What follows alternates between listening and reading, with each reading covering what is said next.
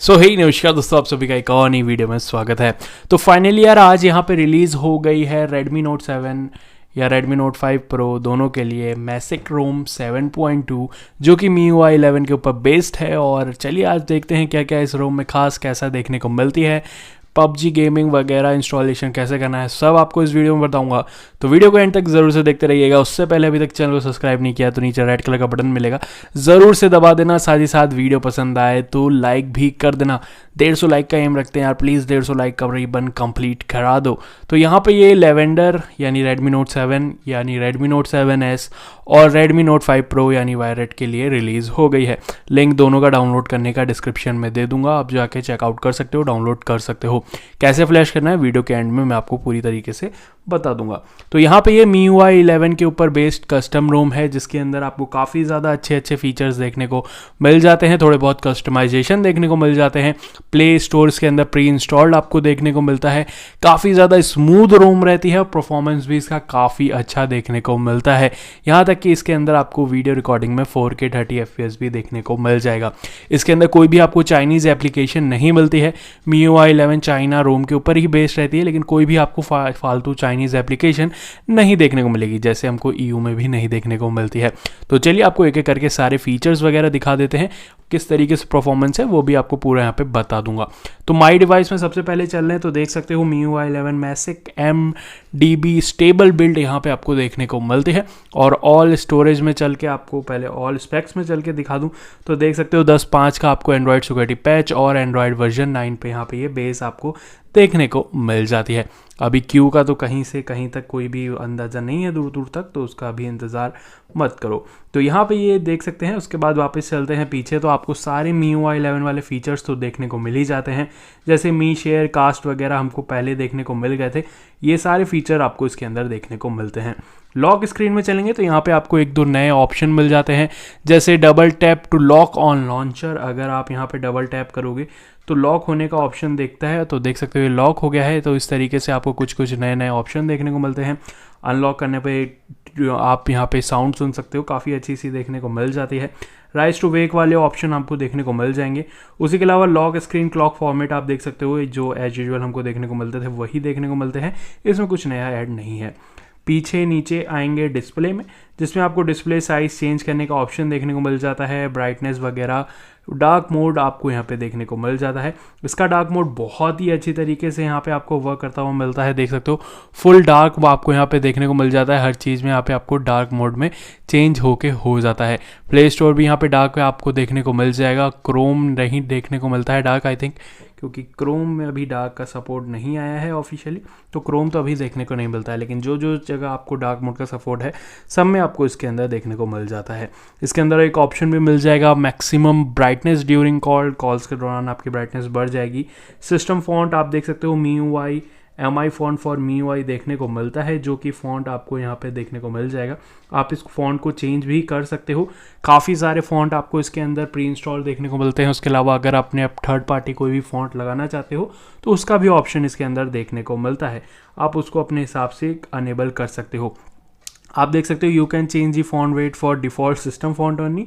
तो system font जैसे कि आपको देखने को मिलता है, जो कि MIUI 11 वाला रहता है, उसको अगर आप लगाओगे तभी आप यहाँ पे वेट वगैरह भी चेंज कर पाओगे, जो कि आपको यहाँ पे सेटिंग के अंदर देखने को मिलता है।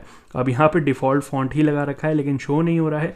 इसके हिसाब से कोई दूसरा चीज़ यहाँ पे डिफ़ॉल्ट फॉन्ट होना चाहिए, जो कि यहाँ पे नहीं दिख रहा है मुझे। तो आप जो अलग से MIUI वाला 11 वाला फॉन्ट आता है आप उसको यहाँ पे लगा के चेंज कर सकते हो। टेक्स्ट साइज वेट वगैरह का चेंज करने का आपको ऑप्शन मिलता है। उसी के अलावा नीचे आएंगे तो यहाँ पे एक नया ऑप्शन मिल जाएगा, जैसे सिस्टम एनिमेशन। तो यहाँ पे एनिमेशन वगैरह आपको देखने को मिलेंगे, जैसे कि आप देख सकते हो मैं ऊपर नीचे कर रहा हूँ तो इस तरीके से आपको एनिमेशन देखने को मिल रहे हैं, जो फोल्ड हो रहा है। स्केल में आप देख सकते हो इस तरीके से देखने को मिल रहा है। एंड अगर मैं वेव करूँ तो आपको इस तरीके से थोड़ा सा अलग यहाँ पे देखने को मिलेगा। उसी के अलावा आपको एक लीनियर भी मिलता है जो कि सिंपल रहता है, उसके और कोई नया यहाँ पे ऑप्शन नहीं है।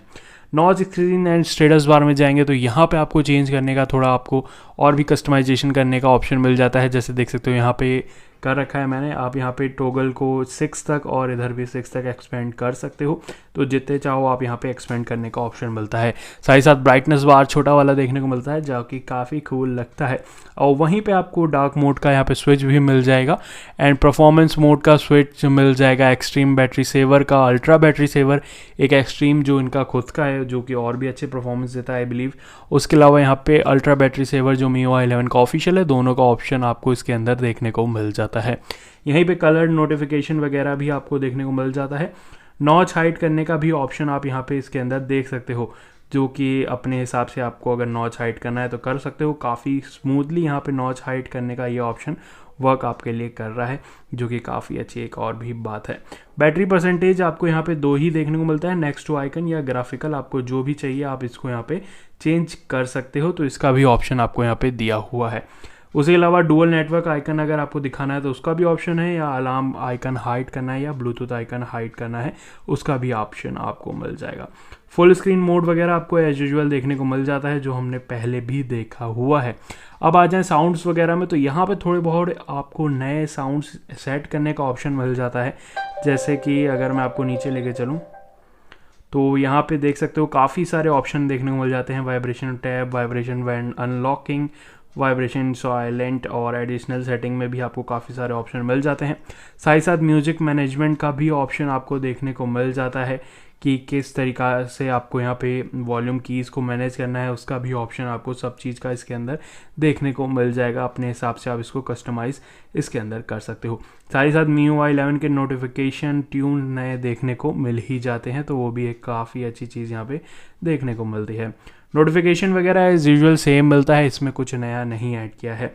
होम स्क्रीन में आएंगे तो आप देख सकते हो होम स्क्रीन सेम ही देखने को मिलता है, लेकिन यहाँ पे 1-2 नया आइकन, जैसे होम स्क्रीन लेआउट है आपको देखने को मिल जाएगा 4x6, 4x7, 5x6, 5x7, 6x6 और 6x7।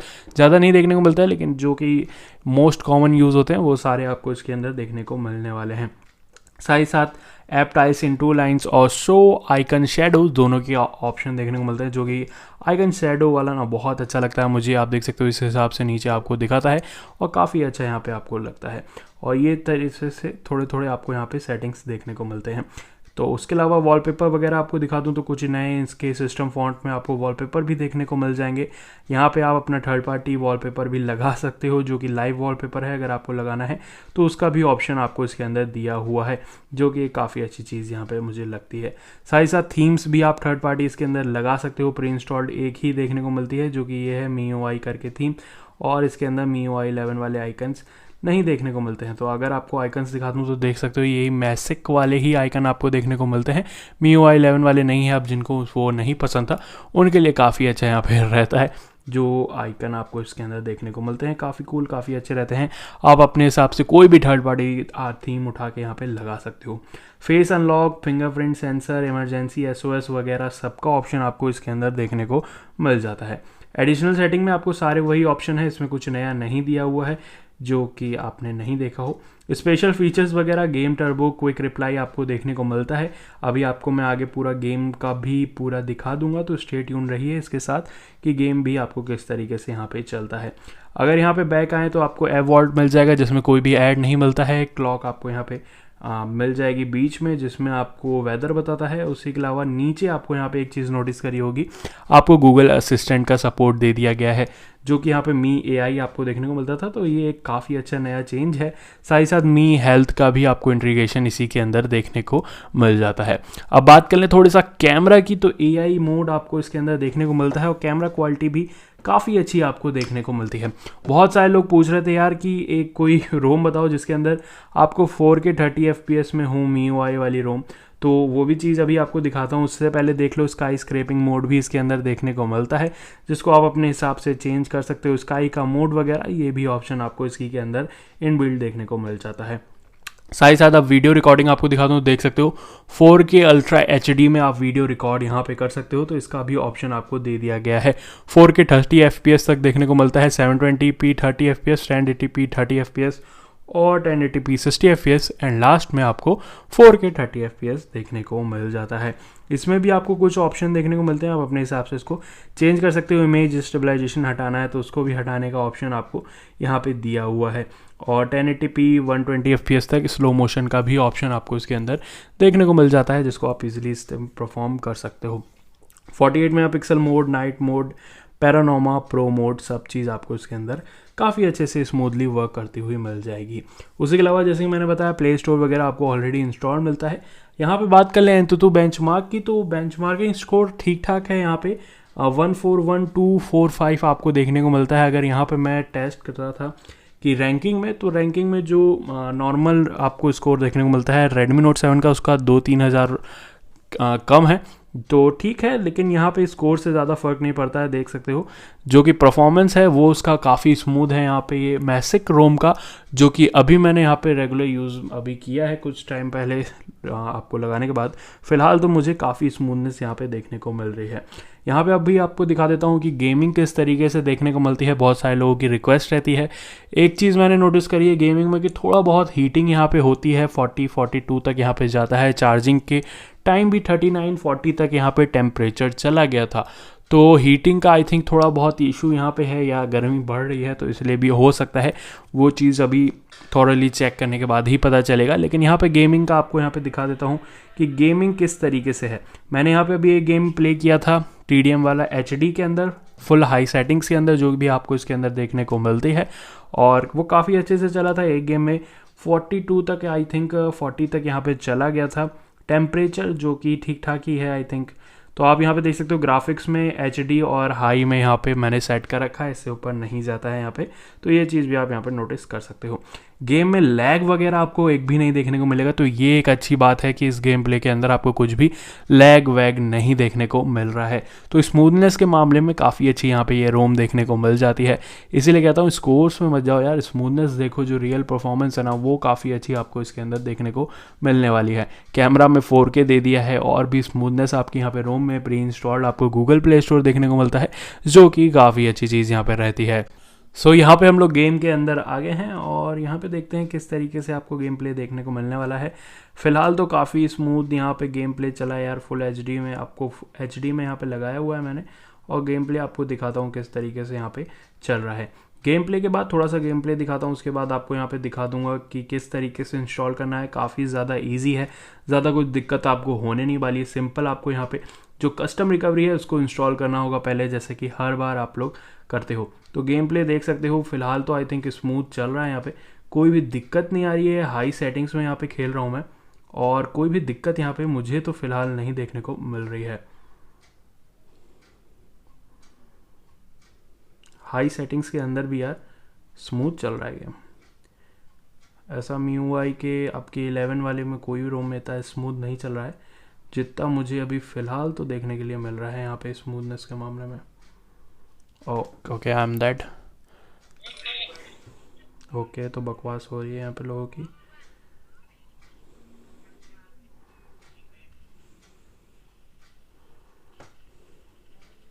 Again I am dead, so I am not a good player, as you know, noob हूँ मैं।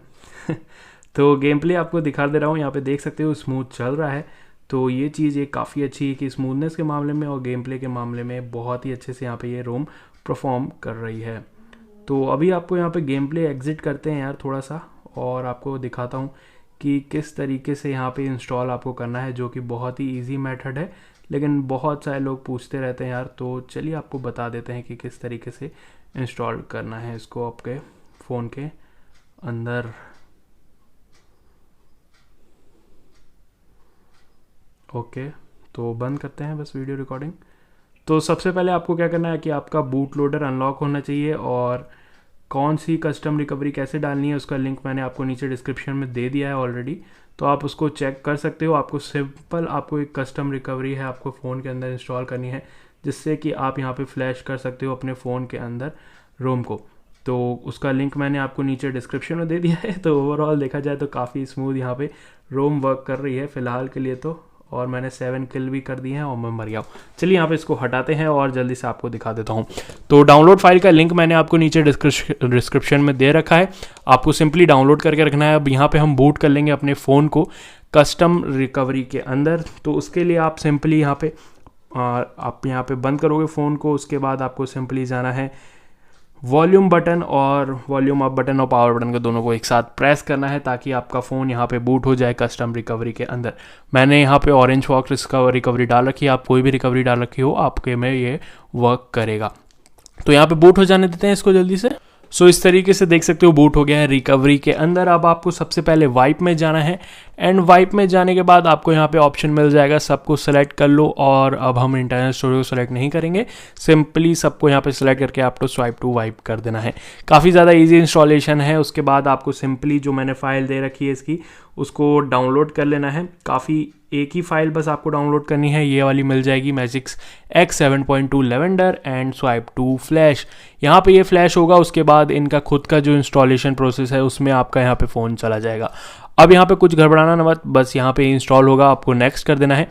यहाँ पे आपको चूज़ करने का ऑप्शन मिल जाएगा कि आपको मैजिक्स मैनेजर है उसको इंस्टॉल करना है कि नहीं। तो अब मुझे करना है तो मैंने अनेबल कर दिया है। साथ ही साथ आप यहाँ पे ऑडियो इंजन कौन सा इंस्टॉल करना चाहते हो कर सकते हो, सभी अच्छे हैं।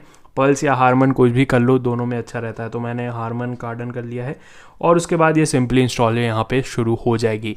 इसके अलावा आपको कोई भी फाइल यहाँ पे फ्लैश करने की ज़रूरत नहीं है, सिंपल बस ये एक यही फाइल है, यही सब चीज़ आपके लिए फ्लैश कर देगी। जो जो चीज़ यहाँ पे वाइप करनी होगी कर देगी और ईजिली आपके फ़ोन के अंदर ये फ्लैश हो जाएगा।